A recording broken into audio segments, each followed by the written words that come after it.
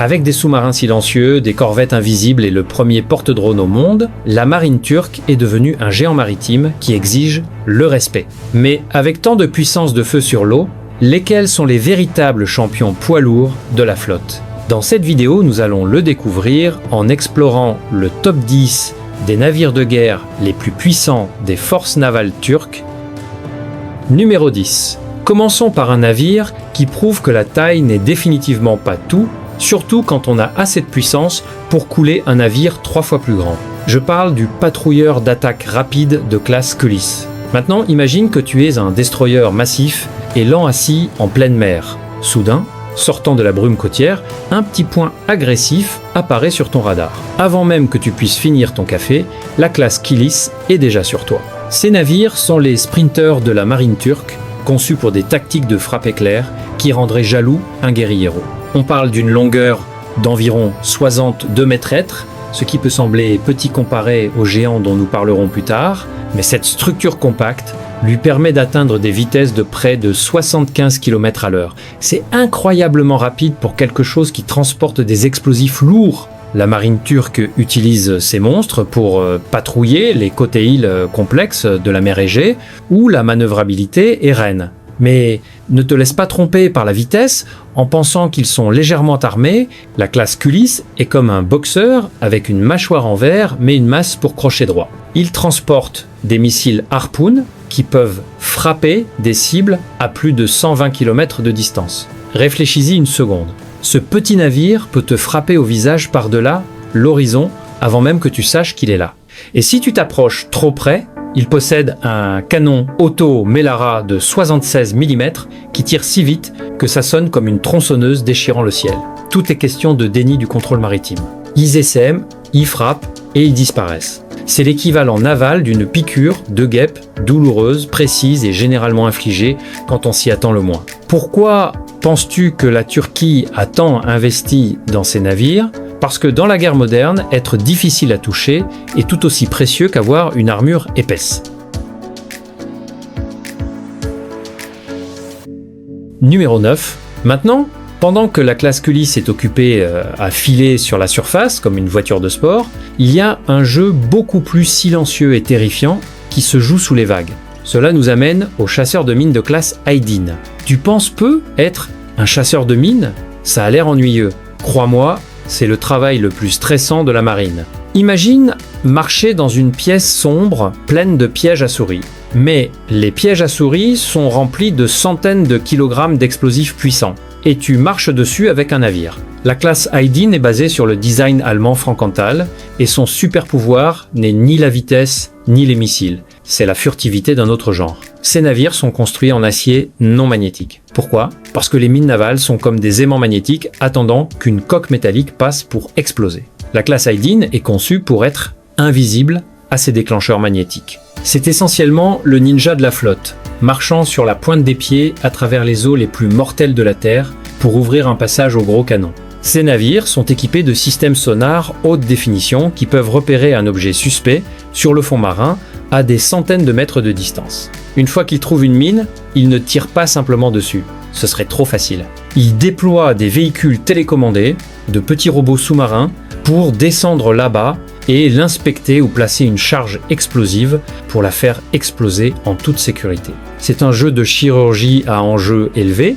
Si l'équipage d'un navire de classe Aydin fait une erreur, il n'a pas de seconde chance. Ils opèrent dans l'ombre, s'assurant que les frégates lourdes et les navires de débarquement dont nous allons parler ne soient pas explosés hors de l'eau avant même que la bataille ne commence. C'est un travail ingrat, mais absolument critique. Sans la classe Aydin, le reste de la puissante marine turque serait paralysé, coincé au port, effrayé de bouger. Ça te fait vraiment apprécier les héros méconnus, n'est-ce pas ? Si tu penses que ces équipages courageux méritent plus de reconnaissance, assure-toi d'être abonné à la chaîne. Numéro 8. Montons un peu dans la catégorie de poids. Nous passons des chasseurs de mines défensifs à un cheval de bataille polyvalent qui sert fidèlement depuis des années la corvette de classe Burak. Maintenant, si tu es un passionné d'histoire navale, tu pourrais reconnaître la silhouette. Ces navires étaient à l'origine des avisos français de classe Destiendorfs. La marine turque les a acquis pour renforcer leur capacité de défense côtière et de guerre anti-sous-marine. Ils peuvent être plus anciens, mais comme une voiture classique avec un nouveau moteur, ils ont encore beaucoup de combats en eux. La classe Burak comble le fossé entre les petits patrouilleurs d'attaque rapide et les frégates plus grandes. Ils mesurent environ 80 mètres de long et déplacent environ 1300 tonnes. Ce ne sont pas les navires les plus jeunes de la flotte, mais ils sont combatifs. Leur travail principal, chasser les sous-marins et engager des cibles de surface dans les eaux côtières. Ils sont équipés d'un canon principal de 100 mm, qui est une pièce d'artillerie sérieuse pour un navire de cette taille. Il peut faire pleuvoir des obus sur les navires ennemis ou les positions côtières avec une précision effrayante. Mais ce qui rend la classe Burak intéressante, c'est son système de mortiers anti-sous-marins. Oui, des mortiers. Alors que les navires modernes utilisent des torpilles guidées sophistiquées, la classe Burak peut encore lancer des explosifs directement dans l'eau pour écraser les sous-marins ennemis avec la pure pression. C'est de la vieille école, brutale et efficace. Dans un monde de guerre high-tech, parfois tu as juste besoin d'un bagarreur fiable pour patrouiller tes frontières, et c'est exactement ce que fait la classe Burak. Ils ont été modernisés au fil des ans pour suivre les menaces actuelles, prouvant que tu n'as pas toujours besoin du jouet le plus récent pour faire le travail, tu as juste besoin d'un bon équipage et d'une coque solide. As-tu déjà possédé quelque chose de vieux qui a continué à fonctionner quoi qu'il arrive? C'est l'énergie que la classe Burak apporte à la marine turque. C'est le facteur fiabilité qui maintient les mers en sécurité pendant que les navires plus récents obtiennent toute la gloire. Numéro 7. En parlant de gloire et de nouveaux jouets, nous sommes arrivés à la fierté et la joie de l'industrie navale turque moderne, la corvette de classe Ada. Ce n'est pas juste un navire, c'est une déclaration. Pendant des décennies, des pays comme la Turquie devaient acheter leurs navires de guerre à d'autres nations. La classe Ada a tout changé. C'est le premier fruit du projet Milgem, qui signifie navire national. Ce navire est conçu, construit et fabriqué en Turquie, et oh là là, ils ont fait un excellent travail. Regarde juste les lignes de ce navire. Il a l'air futuriste parce qu'il est conçu avec une technologie furtive. La coque angulaire réduit sa section radar, ce qui signifie que, sur un écran radar ennemi, ce navire de guerre de 99 mètres de long ressemble plutôt à un petit bateau de pêche. C'est le fantôme des mers. Mais ne te laisse pas tromper par la furtivité, la classe Ada est armée jusqu'aux dents. On parle de 8 missiles Harpoon prêts à être lancés sur des cibles de surface, d'un système RAM pour abattre les missiles entrants et de torpilles spécialisées pour chasser les sous-marins. C'est une bête multirôle. Elle est rapide, atteignant des vitesses de plus de 54 km/h et hautement automatisée, ce qui signifie qu'elle a besoin d'un équipage plus petit pour fonctionner que les navires plus anciens. Le système de gestion de combat, appelé Genesis, agit comme le cerveau du navire, fusionnant les données des radars et capteurs pour donner au commandant une vue complète à 360 degrés du champ de bataille. La classe Ada a eu tellement de succès que d'autres pays font la queue pour les acheter. C'est la preuve que la Turquie est passée de l'achat d'armes à la création de technologies navales de classe mondiale. Imagine conduire une voiture que tu as construite toi-même et qui est plus rapide et plus cool qu'une Ferrari. C'est ce que ressent la marine turque à propos de la classe Ada. Si tu adores cette analyse de la technologie indigène, appuie sur ce bouton d'abonnement. Numéro 6. Maintenant que nous avons couvert les corvettes furtives, nous devons parler des poids lourds qui forment l'épine dorsale de la flotte. Voici la frégate de classe Barbaros. Si la classe Ada est l'escrimeur agile, la Barbaros est le chevalier en armure étincelante brandissant une épée large massive. Ces navires sont basés sur le design allemand Meko 200 qui est célèbre pour être modulaire. Meko signifie combinaison polyvalente. Pense à ça comme des Lego pour navires de guerre. Tu peux échanger les systèmes d'armes et l'électronique beaucoup plus facilement que sur les navires traditionnels. Cette modularité a permis à la classe Barbaros de rester pertinente et mortelle malgré le fait qu'elle soit en service depuis un moment. Ces frégates sont significativement plus grandes, environ 110 à 8 mètres de long, et elles frappent sérieusement. Elles sont équipées de systèmes de lancement vertical, ou VLS. C'est un game changer. Au lieu d'avoir un lanceur qui doit tourner et viser, les missiles sont stockés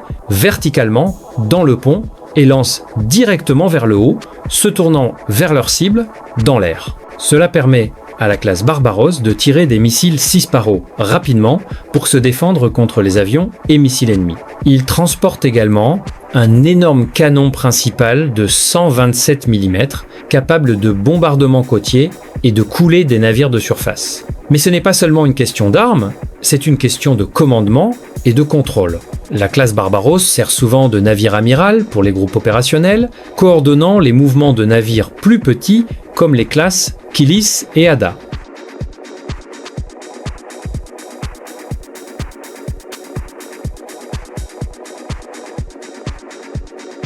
Numéro 5. Mesdames et messieurs, nous sommes arrivés au grand, le titan absolu de la marine turque, la classe Anadolu.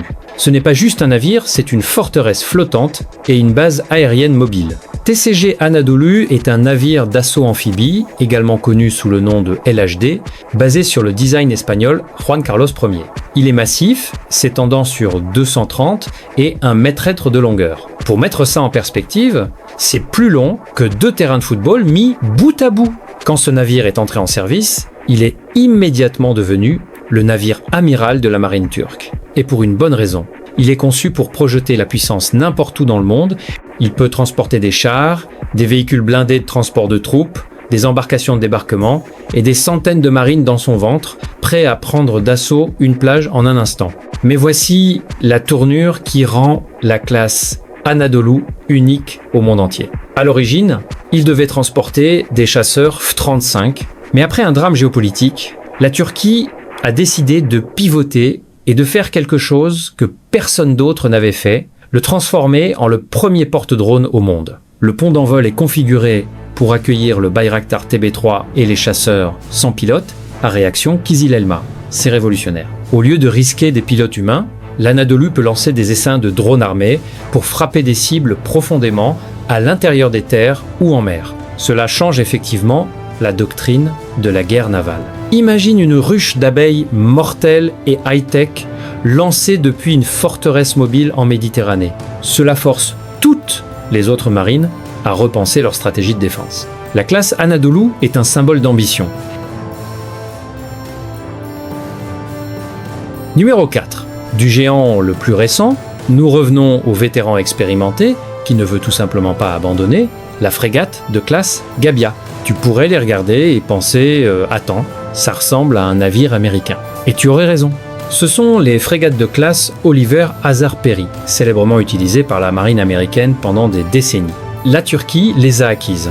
Et, au lieu de les utiliser simplement telles quelles, elles les ont transformées en quelque chose de beaucoup plus puissant. C'est l'histoire ultime de « relooking de mon véhicule de la guerre navale ». La coque peut être américaine, mais le cerveau et les dents ont été fortement turquisés. La sauce secrète ici est le système de gestion de combat Genesis, que nous avons mentionné plus tôt avec la classe Ada. La Turquie a modernisé ses anciens navires de classe Gabia avec ce cerveau numérique de pointe, leur permettant de suivre et d'engager des cibles beaucoup plus rapidement que le design original ne pourrait jamais le faire. Ils ont également ajouté un système de lancement vertical de 8 cellules pour les missiles Cisparo évolués. Cette amélioration a donné à la classe Gabia une capacité anti-aérienne sérieuse que la classe Perry originale n'avait pas. Ces navires sont la définition de la résilience. Ils sont robustes, éprouvés dans les mers agitées, et maintenant, grâce à une ingénierie intelligente, ils sont mortellement intelligents. Ils sont souvent utilisés pour la défense aérienne à longue portée, protégeant la flotte des jets ennemis et des missiles de croisière. Cela montre que tu n'as pas toujours besoin de construire une nouvelle coque à partir de zéro si tu as la technologie pour moderniser les systèmes à l'intérieur.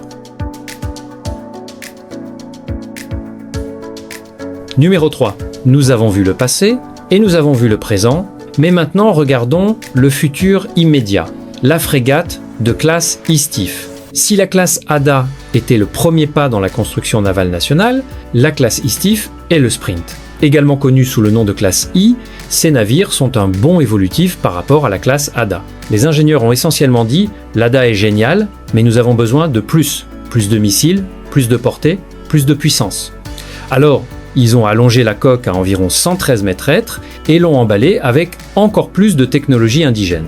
La classe Istif est conçue pour remplacer les frégates vieillissantes de classe Yavuz et éventuellement certaines de classe Barbaros. Et elle le fait avec style. La caractéristique remarquable ici est la quantité absolue de puissance de feu. Elle transporte 6 missiles anti-navires, 2 fois plus que la classe Ada. Et surtout, elle est équipée du missile Atmaka, le propre missile de croisière anti-navire de la Turquie, qui rivalise avec le célèbre Harpoon. Elle dispose également du système de lancement vertical Midlas, une autre innovation turque, tirant des missiles de défense aérienne indigènes. La classe Istif représente l'indépendance totale, elle dépend moins des fournisseurs étrangers et plus de la capacité nationale. Cela signifie que si une guerre éclate, la Turquie peut construire, réparer et réarmer ses navires sans demander la permission à personne. C'est un atout stratégique autant que tactique. Le design met également l'accent sur l'endurance, permettant aux navires de rester en mer pendant des périodes plus longues sans ravitaillement.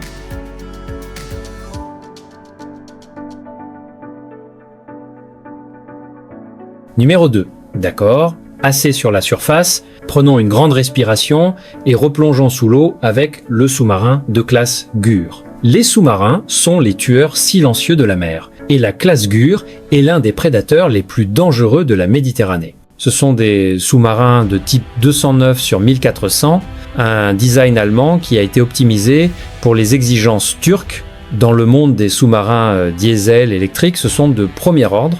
Contrairement aux sous-marins nucléaires qui sont bruyants et massifs, la classe Gur est plus petite, plus silencieuse et parfaite pour les eaux relativement peu profondes et complexes de la mer Égée et de la Méditerranée. Mesurant environ 62 mètres de long, la classe Gur déplace environ 1600 tonnes lorsqu'elle est submergée, mais ne te laisse pas tromper par la taille. Elle est armée de 14 torpilles lourdes qui peuvent briser la quille d'un destroyer en deux. Elle est également capable de tirer des missiles anti-navires Harpoon depuis sous l'eau.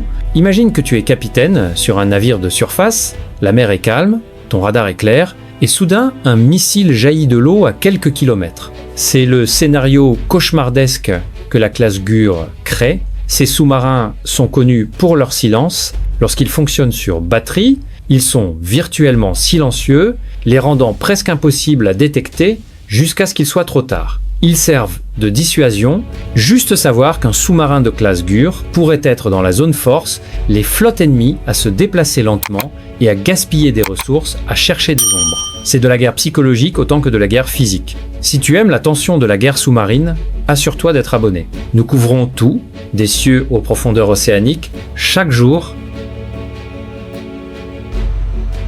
Numéro 1. Enfin, nous arrivons à la pointe de la technologie sous-marine, le sous-marin de classe Race. Si la classe Gur est un chasseur silencieux, la classe Race est un trou noir. Ce sont des sous-marins de type 214 dotés de propulsion indépendante de l'air, ou AIP. C'est le saint graal pour les sous-marins non nucléaires. Les sous-marins diesel conventionnels doivent remonter à la surface ou utiliser un schnorchel tous les quelques jours pour faire fonctionner leur moteur diesel et recharger leur batterie. C'est à ce moment qu'ils sont les plus vulnérables aux radars et aux avions.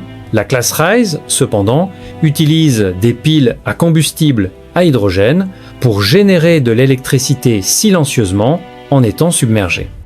Cette technologie permet à la classe Rice de rester sous l'eau pendant des semaines à la fois sans jamais briser la surface. Elle combine la furtivité d'un sous-marin conventionnel avec l'endurance plus proche d'un nucléaire. Cela en fait les prédateurs d'embuscade ultimes. Ils peuvent quitter le port, plonger, s'asseoir sur le fond de l'océan au large d'une côte ennemie pendant 2 semaines en attendant une cible, puis frapper sans que personne n'ait jamais su qu'ils étaient là. Ils sont armés de torpilles lourdes modernes et probablement de futurs missiles de croisière indigènes. La coque est faite d'acier non magnétique, similaire aux chasseurs de mines dont nous avons discuté, les rendant plus difficiles à détecter par les détecteurs d'anomalies magnétiques. La classe Rice change radicalement l'équilibre du pouvoir dans la région. Elle transforme la Méditerranée en une zone interdite pour les forces hostiles.